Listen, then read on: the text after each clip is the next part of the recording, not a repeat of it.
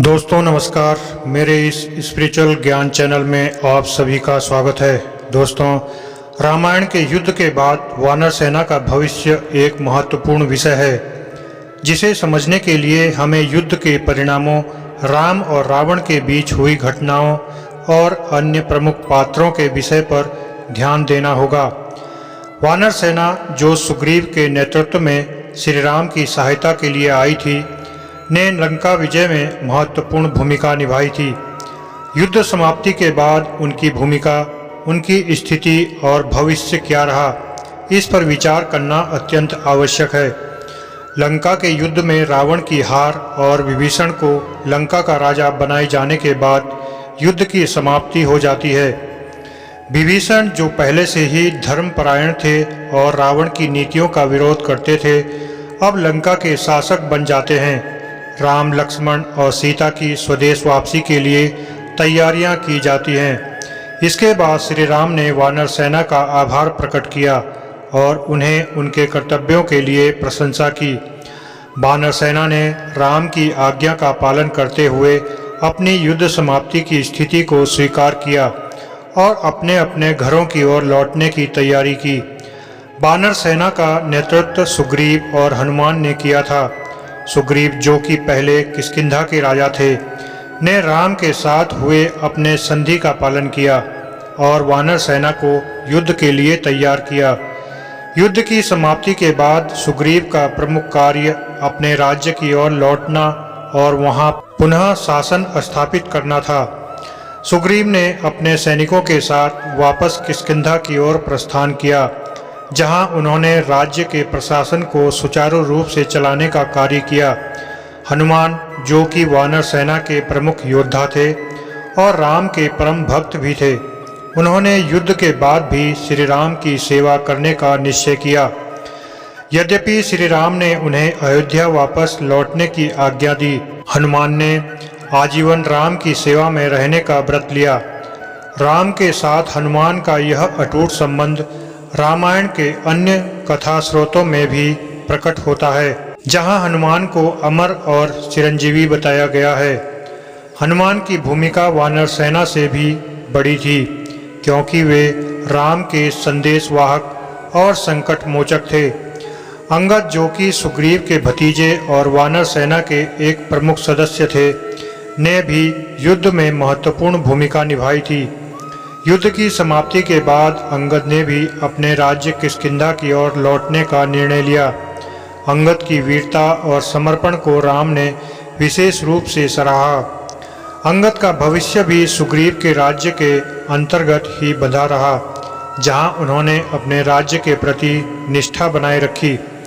वानर सेना के अन्य प्रमुख सदस्य नल और नील थे, जिन्होंने सेतु निर्माण में महत्वपूर्ण भूमिका निभाई थी। युद्ध के बाद नल और नील ने भी अपने अपने घरों की ओर प्रस्थान किया। सेतु बंध के निर्माण ने उनकी कुशलता और श्रम का प्रमाण दिया और उनके योगदान को युगों तक याद रखा गया। वानर सेना, जो कि विविध वानर योद्धाओं से बनी थी, ने राम की सहायता से लंका पर विजय प्राप्त की। इस युद्ध में वानरों ने अद्वितीय समर्पण और साहस का परिचय दिया। युद्ध के बाद जब राम ने उन्हें सम्मानित किया और कृतज्ञता प्रकट की, वानर सेना अपने अपने घरों की ओर लौट गई। युद्ध की समाप्ति के बाद वानर योद्धाओं का जीवन सामान्य रूप में वापस आ गया, जहां वे अपने दैनिक कार्यों में लग गए। यद्यपि उन्हें युद्ध की वीरता के लिए युगों तक याद रखा गया, उनका सामान्य जीवन फिर से शुरू हो गया। विभीषण को लंका का नया राजा नियुक्त किया गया और उनका शासन धार्मिकता और न्याय पर आधारित था। विभीषण ने अपने शासनकाल में लंका में शांति और समृद्धि को पुनः स्थापित किया। वानर सेना ने विभीषण के शासनकाल में लंका के साथ मैत्रीपूर्ण संबंध बनाए रखे।